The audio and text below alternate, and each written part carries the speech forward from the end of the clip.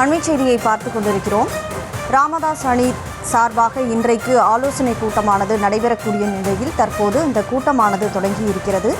தைலாபுரத்தில் பாமக ராமதாஸ் அணி மாவட்ட செயலாளர்கள் கூட்டம் தொடங்கி இருக்கக்கூடிய அண்மை செய்தியை பார்க்கிறோம்.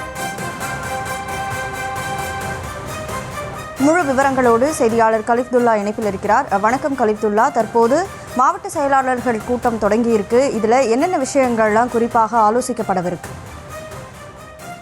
வணக்கம். பாமகவில் டாக்டர் ராமதாஸிற்கும் அவரது மகன் அன்புமணிக்கும் இடையே கருத்து வேறுபாடு ஏற்பட்ட இருவருக்கும் மோதல் போக்கு நாளுக்கு நாள் அதிகரித்து வருகிறது. இருவருக்கும் இடையே நீடித்து வரும் மோதல் போக்கை முடித்துக்கு கொண்டு வர முயற்சியில் பாமகவில் உள்ள முக்கிய நிர்வாகிகள் டாக்டர் ராமதாஸின் குடும்பத்தினரும் தொடர்ந்து பல்வேறு முயற்சிகளை மேற்கொண்டு வந்தாலும் அந்த முயற்சி அடுத்து தோல்வியே முடிந்துள்ளது.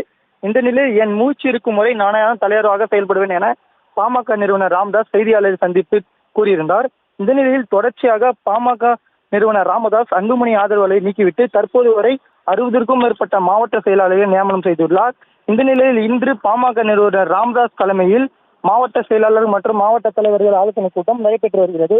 இந்த ஆலோசனை கூட்டத்தில் வட மாவட்டத்தைச் சேர்ந்த ஆலோசனை கூட்டம் இன்றும், தென் மாவட்டத்தைச் சேர்ந்த ஆலோசனை கூட்டம் நாளை நடைபெறவுள்ள நிலையில் இன்று 30க்கும் மேற்பட்ட மாவட்ட செயலாளர்கள் தற்போது ராமதாஸிடம் சந்தித்து ஆலோசனையில் ஈடுபட்டு வருகின்றனர்.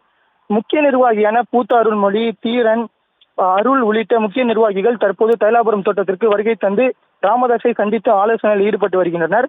இந்த ஆலோசனையில் தற்போது பொதுச் செயலாளர் மாற்றம் குறித்தும் கட்சியை அடுத்த கட்ட முடிவுக்கு கொண்டு வர குறித்தும் ஆலோசனை செய்து வருவதாக தகவல் வெளியாகியுள்ளது.